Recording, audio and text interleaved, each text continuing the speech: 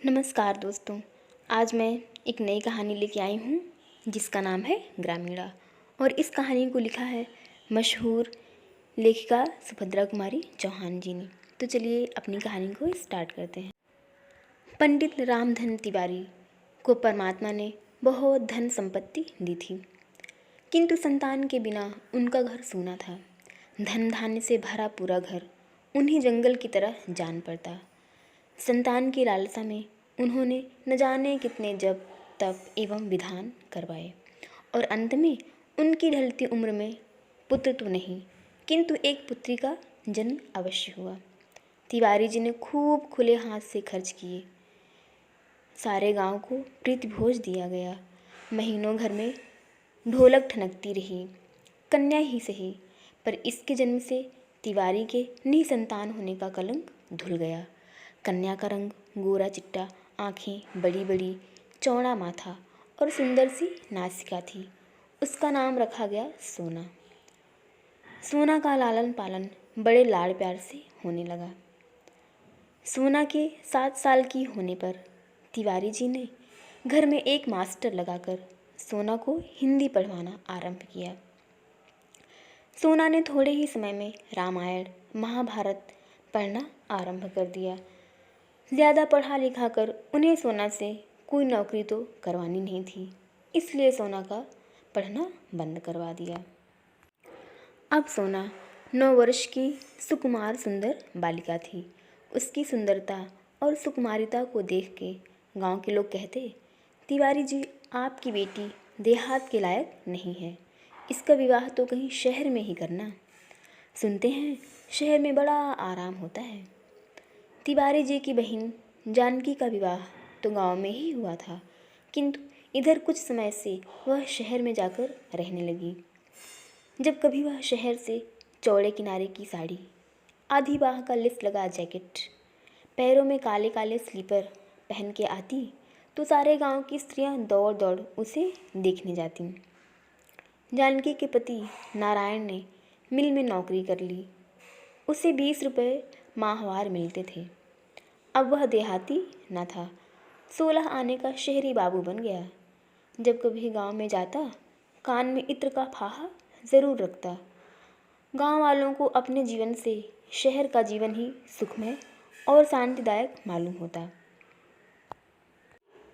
इन सब बातों को देखकर और सोना की सुकुमारिता को देखते हुए सोना की माँ नंदो ने निश्चय कर लिया था कि मैं अपनी सोना का विवाह शहर में ही करूँगी।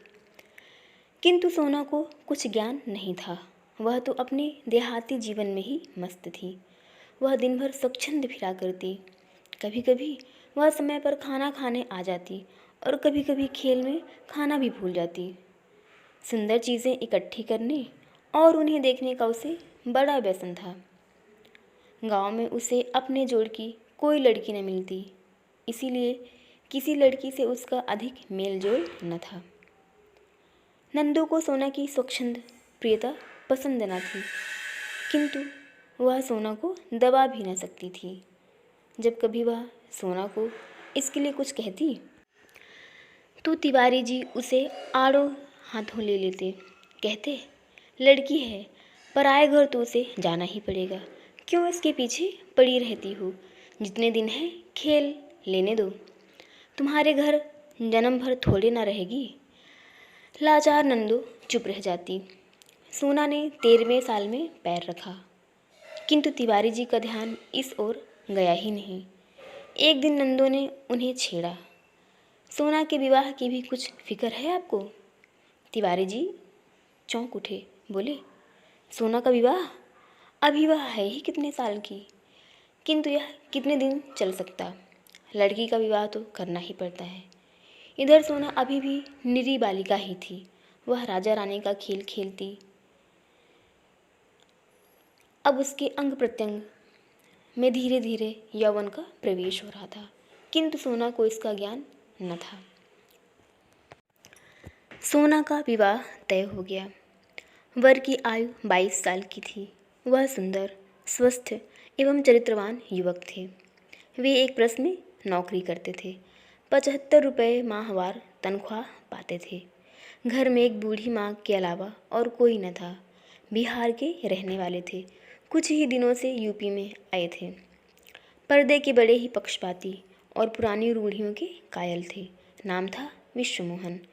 जब तिवारी जी ने विश्वमोहन एवं उनके घर को देखा तो उनकी खुशी का ठिकाना न रहा। विश्वमोहन बाबू पूरे साहब ही दिखते थे। उनके घर के सभी खिड़की दरवाज़ों पर चिकें पड़ी हुई थीं। ज़मीन पर एक दरी बिछी हुई थी जिसके बीच में एक गोल मेज़ थी। मेज़ के चारों ओर कुर्सियाँ थीं। तिवारी जी का यह पहला अनुभव था। चाय पीने के बाद तिवारी जी ने 2 गिन्नियाँ वरीक्षा में देकर शादी पक्की कर दी। रास्ते में नारायण ने कहा, घर में देखा कितना पर्दा है। इनकी माँ बूढ़ी हो गई हैं, मगर मजाल है कोई परछाई भी देख ले। तिवारी जी खुशी खुशी घर लौटे। घर आकर उन्होंने नंदो के सामने वर के रूप और गुण का बखान किया तो नंदो फूली न समाई। वह जैसा घर और वर अपनी पुत्री के लिए चाहती थी वैसा ही उसे मिला। इसके लिए उसने परमात्मा को धन्यवाद दिया और नारायण को मन से आशीर्वाद दिया।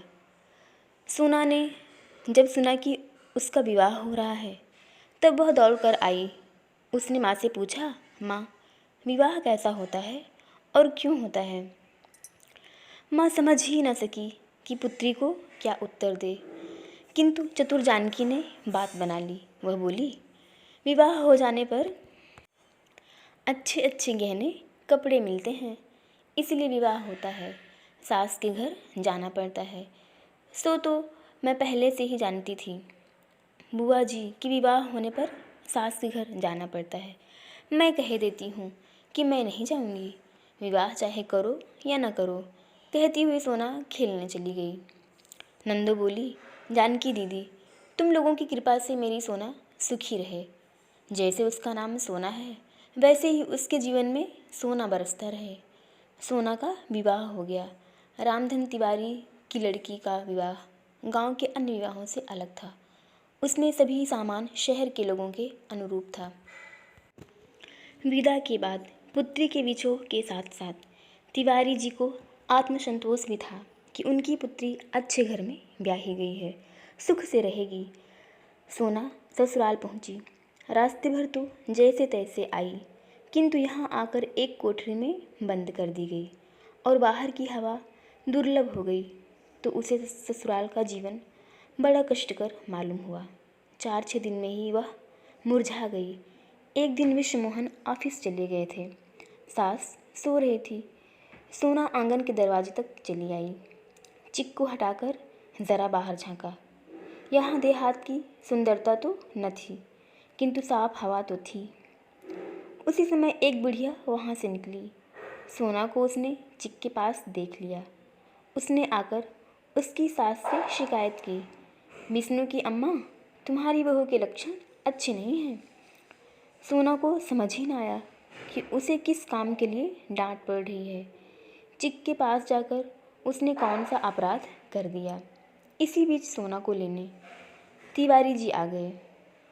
उसने मन ही मन निश्चय किया कि वह वापस नहीं आएगी, लेकिन शहर वाले बहू को मैके में ज़्यादा दिन तक नहीं रहने देते। विश्वमोहन 15 दिन बाद ही सोना को लेने आ गए। वे जब आ रहे थे तो उन्हें सोना रास्ते में ही पेड़ पर चढ़ी मिली। उसके साथ और भी बहुत से लड़के लड़कियां थे। सोना का सिर खुला था। सोना को विश्वमोहन ने देखा, किंतु वह उन्हें न देख पाई। पत्नी के रंग ढंग उन्हें न सुहाए और उन्होंने निश्चय किया कि वे अपनी पत्नी को अब दोबारा यहाँ पे नहीं भेजेंगे। सोना फिर ससुराल आ गई। सास ने गृहस्थी का सारा भार सोना पर डालकर गृहस्थी से छुट्टी ले ली। सोना ने कभी घर का काम न किया था, अतः उसे बहुत कठिनाई हुई। धीरे धीरे उसे काम का अभ्यास हो गया। घर में रात दिन बंद रहने की आदत न थी। बाहर जाने के लिए उसका मन व्याकुल रहता। बाहर चना जोर गरम या अन्य आवाज़ सुनकर वह व्याकुल हो जाती। अपना यह जीवन उसे कैद खाने के समान लगता। सोना बहुत दिनों तक अपने आप को रोक न सकी। वह पति एवं सास की आंख बचाकर गृह कार्य के पश्चात कभी खिड़की कभी दरवाजे के पास खड़ी होकर या जैसे मौका मिलता जाकर खड़ी हो जाती। बाहर का दृश्य, हरे भरे पेड़ देखकर उसे कुछ शांति मिलती। मोहल्ले वालों से यह बात सहन न हुई। कल की आई हुई बड़े घर की बहू सदा खिड़की दरवाज़ों से लगी रहे। पुराने विचार वाले पर्दे के पक्षपातियों को सोना की हर बात में बुराई नज़र आने लगी। इसी बीच किसी काम से सोना की सास को कुछ दिनों के लिए गांव जाना पड़ा।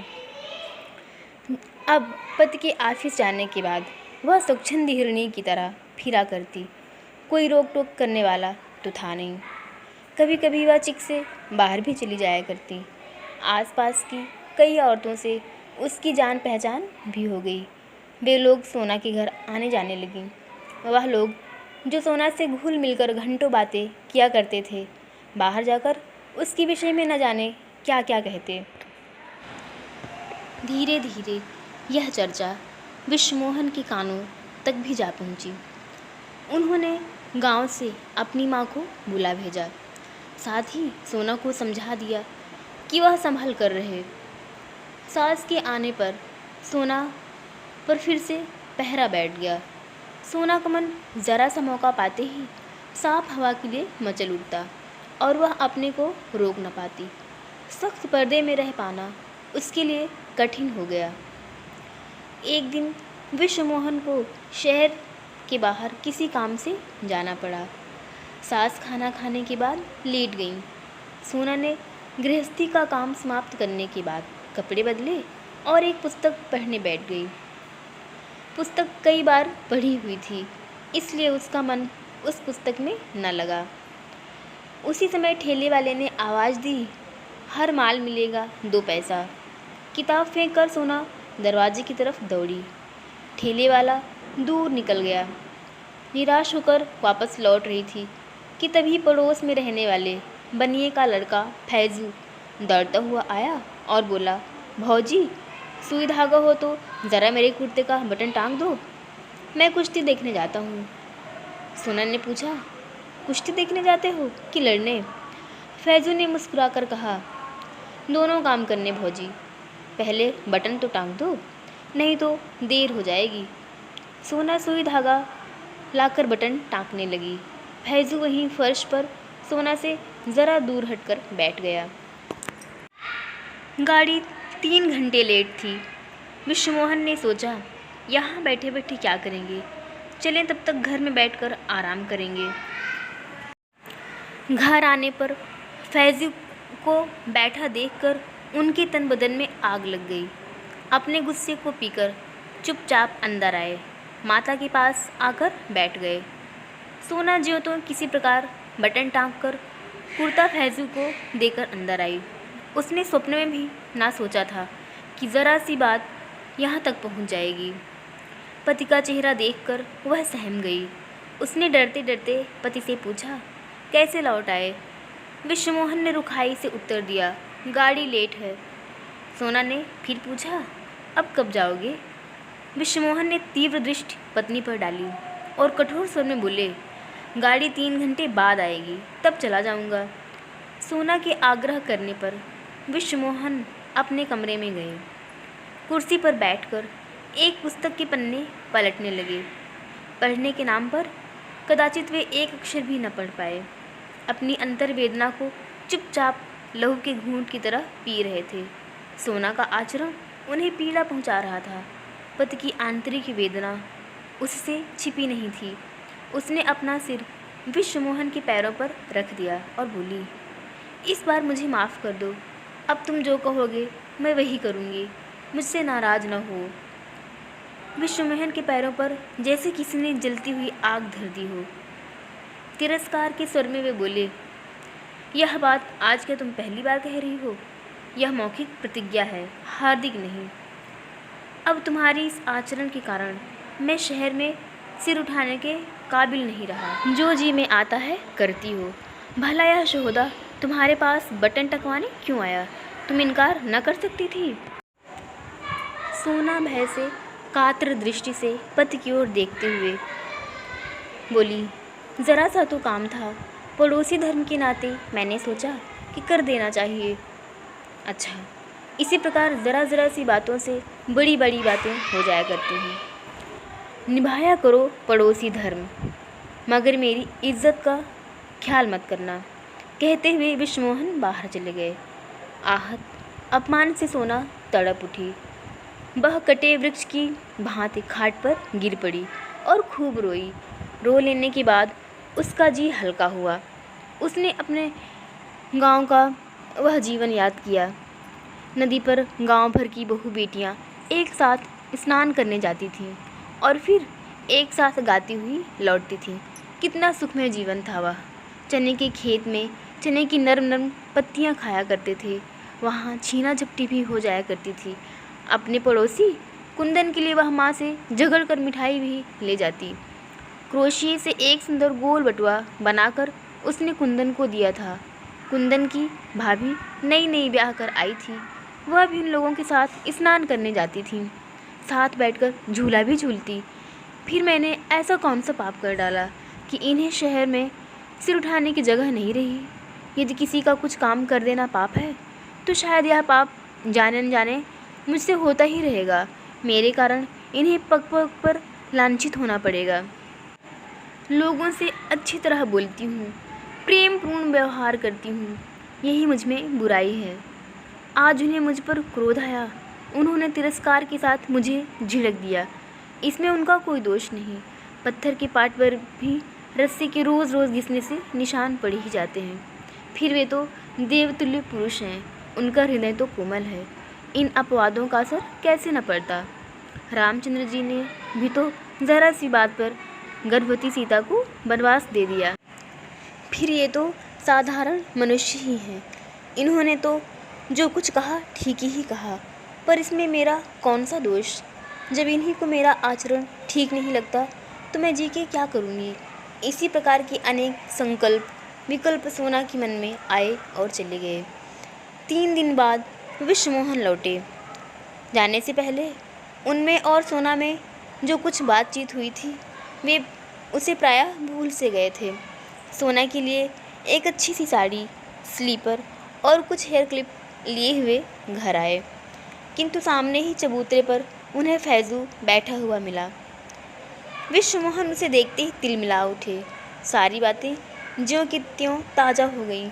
चेहरा फिर गंभीर हो गया। घर आकर वे सोना से एक बात भी न कर पाए। माँ से 1-2 बातें कर बिना भोजन किए ही ऑफिस चले गए। सोना से यह उपेक्षा सही न गई। पिछले 3 दिनों से वह खिड़की दरवाजे के पास भी न गई थी और उसने निश्चय कर लिया था कि अब वह कभी खिड़की दरवाज़ों के पास नहीं जाएगी। विश्वमोहन के व्यवहार से वह खिन्न हो गई। उसने अपने जीवन को समाप्त करने का निर्णय लिया और उसे अपने जीवन को और कोई साधन न मिला। आंगन में लगे धतूरे के पेड़ से उसने 2-3 धतूरे के फल तोड़े और उन्हें पीसकर पी गई। कुछ ही क्षण बाद सोना के हाथ पैर अकड़ने लगे। उसकी ज़बान ऐंठ गई और चेहरा काला पड़ गया। वह देख रही थी किंतु बोल नहीं सकती थी।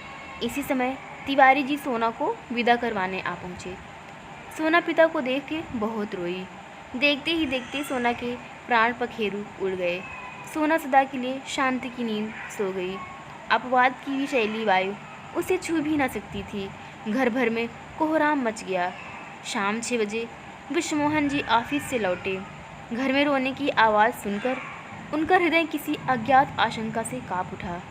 घर आकर देखा कि तिवारी जी कन्या की लाश को गोद में लेकर दहाड़े मारकर रो रहे थे।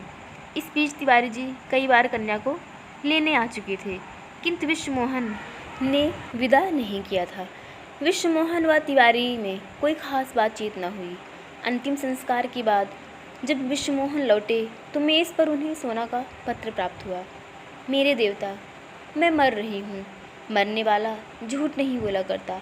आज तो अंतिम बार विश्वास कर लेना। मैं निर्दोष थी। मुझे लगता है यह दुनिया मेरे लायक नहीं थी, या मैं इस दुनिया के लायक नहीं। इस छल कपट से परिपूर्ण संसार में मुझे भेजकर विधाता ने उचित नहीं किया। आप मेरी एक कठिनाई नहीं समझ सके। एक वातावरण से दूसरे वातावरण में पहुंचकर मैं अपने को शीघ्र ही अनुकूल नहीं बना पाई। अपने बनने का मुझे कोई अफसोस नहीं। दुख है तो केवल इस बात का कि मैं आपको सुखी न कर सकी। आपकी अभागिनी सोना। तो दोस्तों, मेरी ये कहानी आपको कैसी लगी? अगर अच्छी लगी हो तो प्लीज़ मेरे चैनल को सब्सक्राइब करना मत भूलिएगा और लाइक और कमेंट भी ज़रूर करिएगा। तो मिलती हूँ फिर से एक बार एक नई कहानी के साथ। तब तक के लिए bye bye and thanks for watching.